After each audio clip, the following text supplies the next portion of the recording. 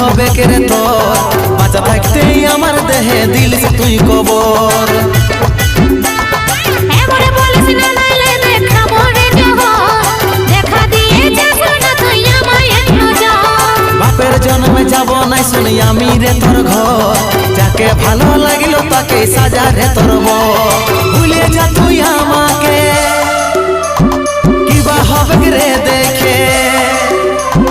ভুলে যা তুই আমাকে কিবা হবে রে দেখে মূর্ছিত হওয়ায় আমার চেহারা শোন যতক্ষণে তোর মুখটা